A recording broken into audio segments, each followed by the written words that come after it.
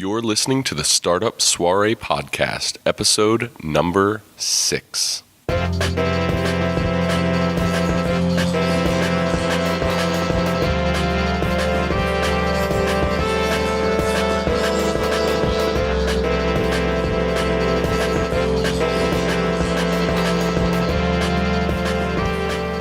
Ladies and gentlemen, welcome to another stunning episode of the Startup Soirée podcast. Patrick Reif here, your hostess with the mostest. I got to edit that out. I won't. I'll leave it there for the benefit of all of you to laugh at me. Today's Soirée podcast guest is Matt Mindell from Fed Thrill Sunglasses.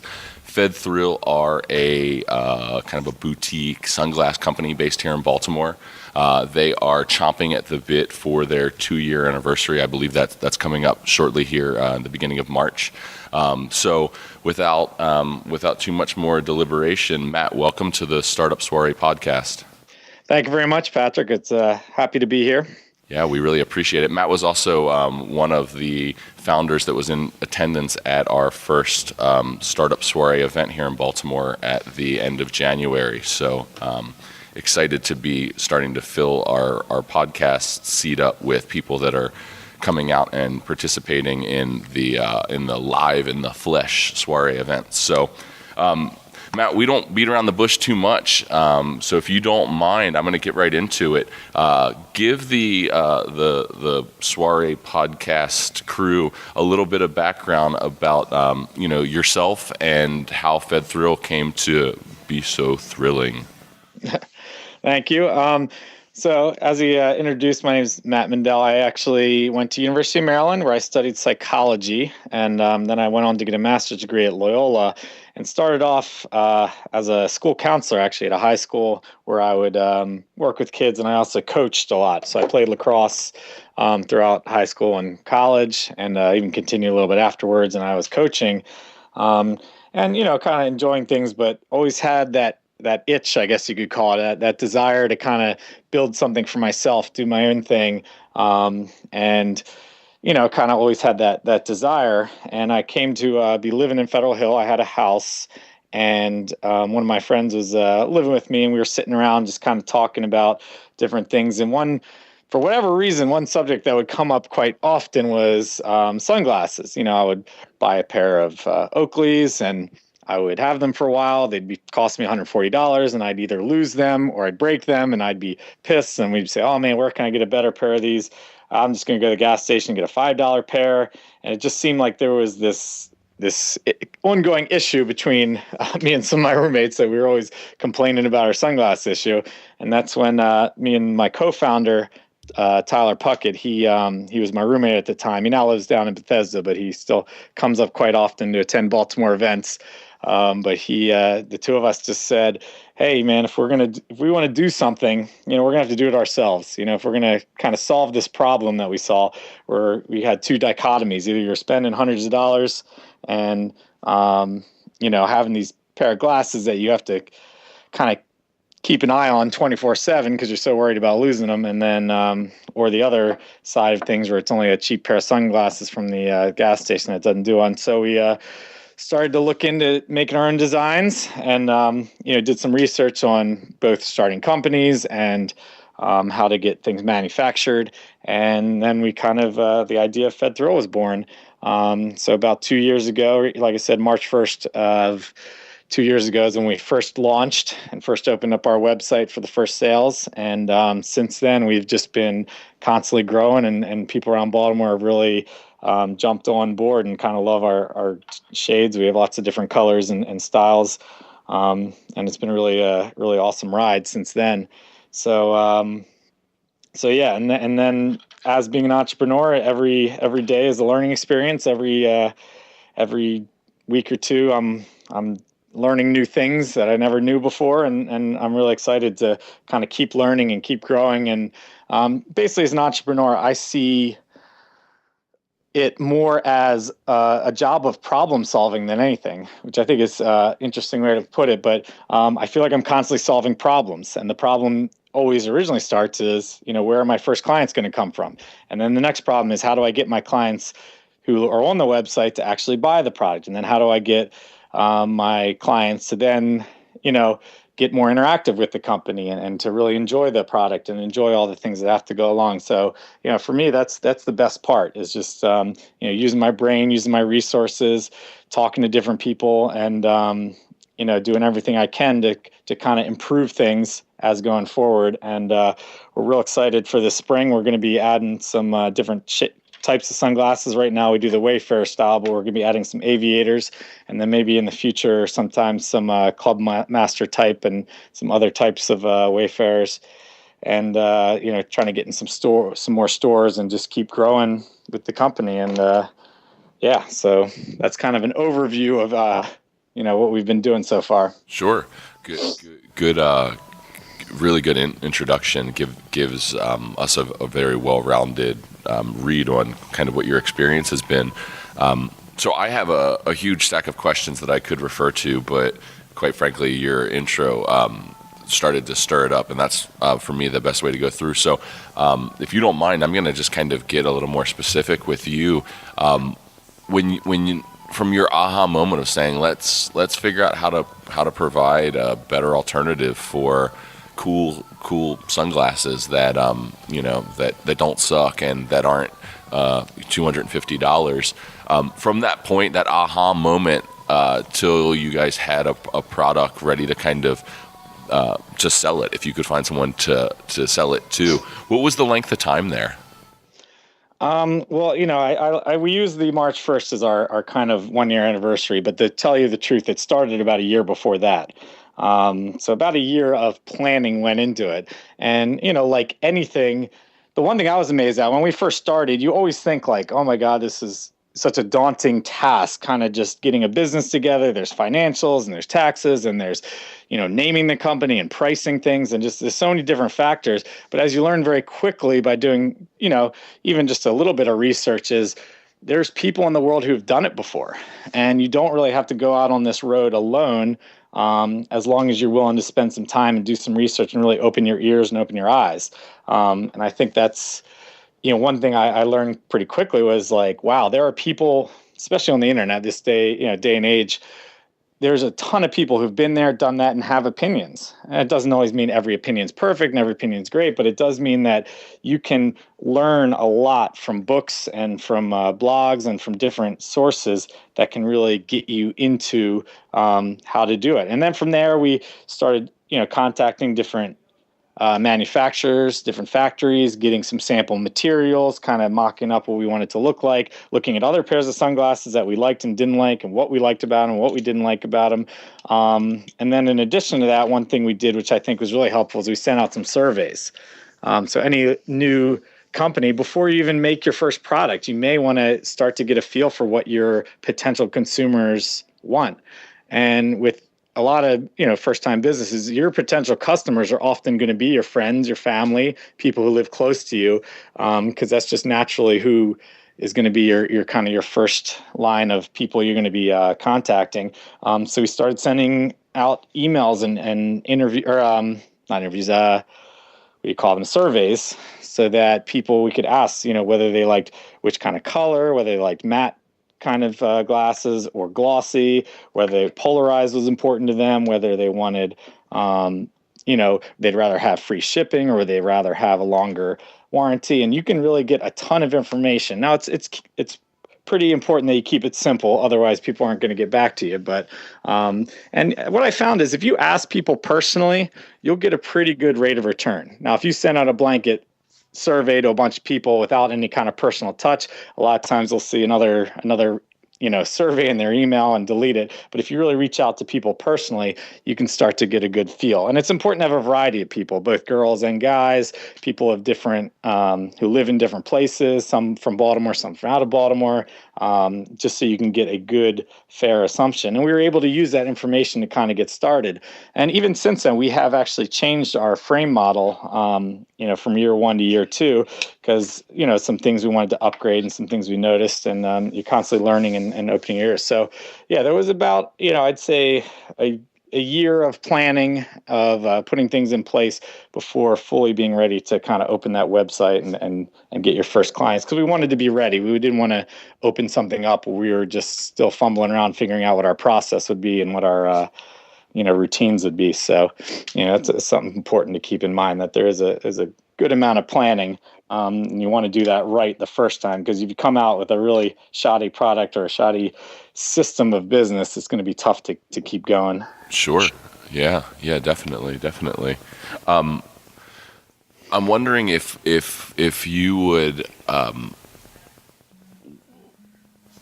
think you're our first manufacturer, if you will, that we've had on the podcast, and as such, you're occupying a unique space at the moment, because you're speaking to kind of some of the challenges that are inside of that space. But also, I find my own curiosity piqued because 2015 is the year that Pixelated moves into manufacturing and we move into supply chain.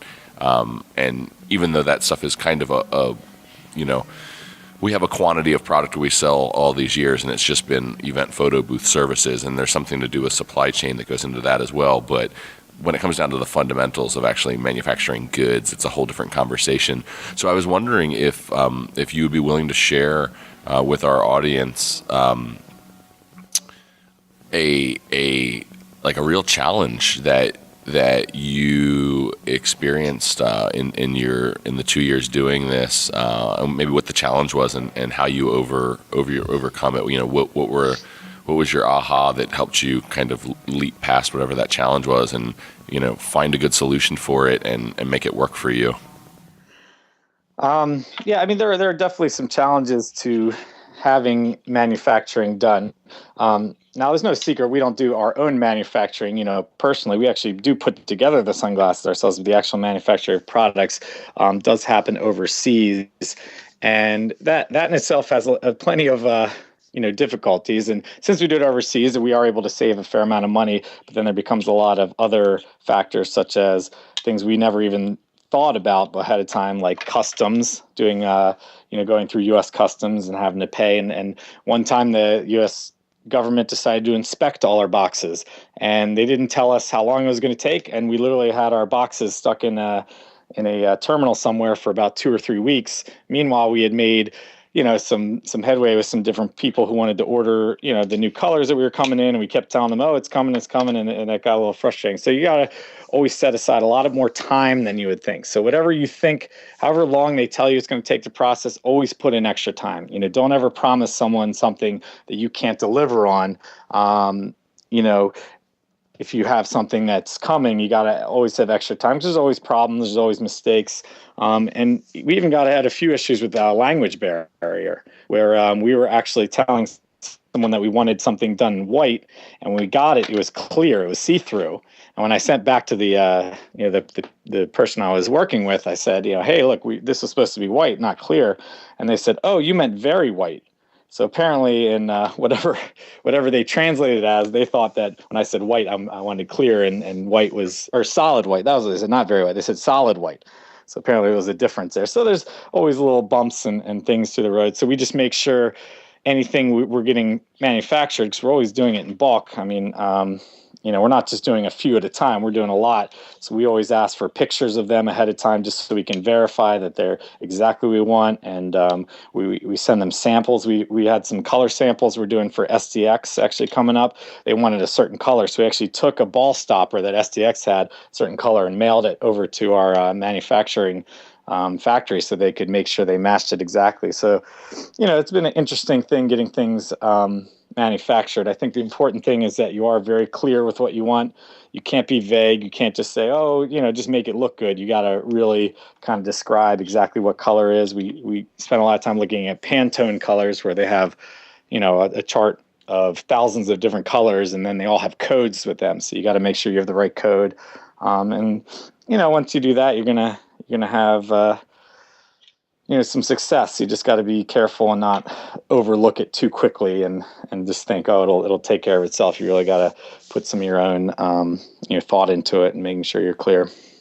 How many purchase orders are you doing on a yearly basis? So I know you said you guys are buying in bulk, and I know that you're not necessarily at Oakley status yet, but you're tapping at the door. I'm just curious about how consuming time wise it is. For how much time you spend kind of orchestrating the shipping and the orders from overseas.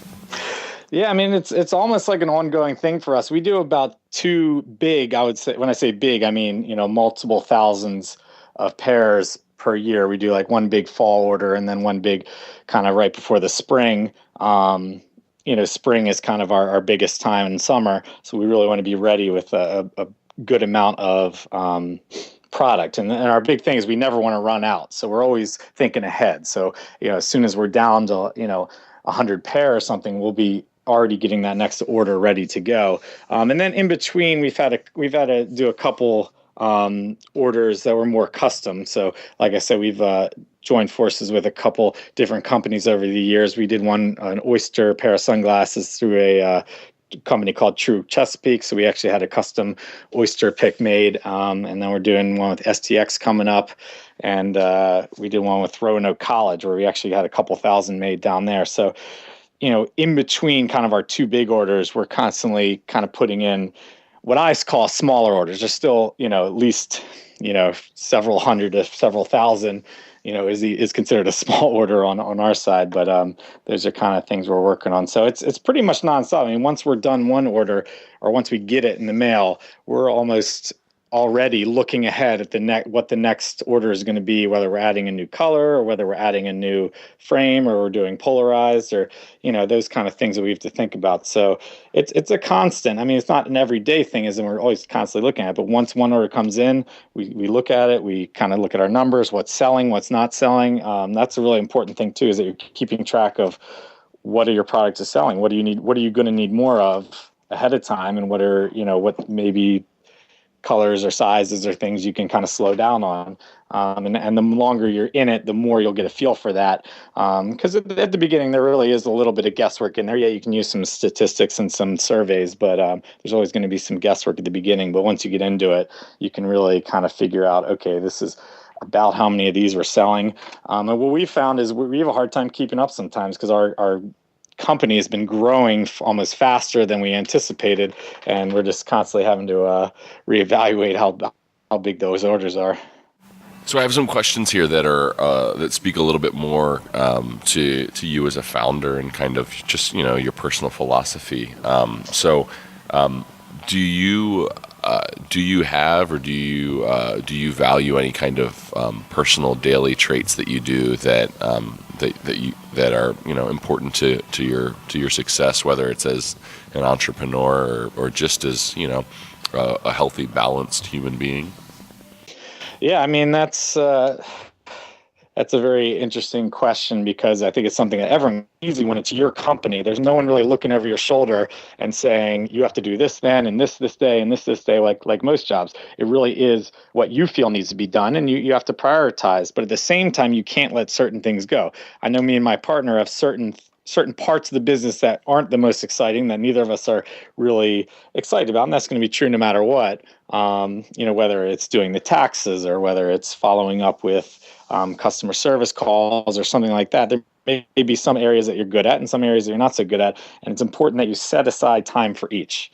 That you really have a calendar, you have a schedule each day, and you're saying, okay, I got to spend an hour doing this and a half hour, working on the website, another hour making phone calls for possible connections or stores, and because if you don't do that, what happens is you start to really just only focus on the thing that you enjoy doing. And for me, my enjoying is always the strategic planning. I'm always looking big steps, and you can ask my partner, but I'm thinking 10 steps ahead, when really we got to maybe get through this week and get some things put together and done, and some little minutia things. So you really got to set aside time for each. So set aside time for the big planning, set aside time for the minutia, and as much as you can, try to seek help for the little things. Get people that can help you, whether it's employees or interns or, even just outsourcing different things, so that you can spend your time doing what you're good at and what you're passionate about, but not really forgetting. So I think, time management is important. try to find time to do things like work out or spend time with your family. And that's always as important to me as well. And really just kind of enjoying the process of it all. And then what I've noticed with Fed Thrill or with anyone with a company, there really is no end goal. There's no end. If I get to this, I'm happy and that's over. It's a constant growth. It's a constant learning. It's a constant enjoying myself. So if you're not enjoying doing the little things, you're not enjoying the day to day, then maybe, being an entrepreneur is not for you. But if you're really enjoying the process and going through it, then you're going to be very successful and, keep working to make things better. So, it's important to ask questions, important to humble yourself. It's important to know that you don't have all the answers. That's kind of a idea that I've really thought about a lot is, there are always people around you who are going to be telling you what they like, what they don't like, potential customers, and you may not agree with them. And it doesn't mean that it's not a good opinion. It's not good to listen. So it's important that you're taking that in and really using that as part of your company policy, or that you're open to things and you're open to trying new things and taking some risks, because if you don't do that, then you're really going to you're going to get stuck. You got to kind of broaden your horizons, be open to new things, open to new experiences, and really go with it when you have that chance. So I know I got a little off topic at the end there, but no, you didn't, and you set up you set up the next question really well. So you said recognizing how to systemize things and create opportunities for you to work on things that you're good at. So that said, what qualities do you excel at? What are the really special things that you bring to the table? Personally, like I mentioned before, the kind of the big picture. I've got these grandiose ideas, which is important to have in any company. You don't want to stop yourself from having those plans and those ideas just because they may be too much. Like, hey, have those huge ideas that may take a little bit to get to, and have an end goal, because you'd be surprised how quickly you could get there if you have those ideas. And you'd be surprised what other thoughts come from that. You may have this idea that you're going to have this huge new initiative with many moving parts, and might not happen right away, but maybe you have a few of those parts in place, or maybe you find the best parts of it, and then you grow and slowly get better and better. So I think my personal attribute is kind of looking at that game plan, that big picture. The other thing that I really pride myself on is, being an ex-psychology major myself, I'm really interested in kind of what makes people tick, what kind of makes them work. Why do they do what they do? And there's a good amount of research out there, some good, some bad, but that kind of tells you how people work. When someone goes to your website, what are they thinking? What kind of feelings are they feeling? What kind of emotional response are they having?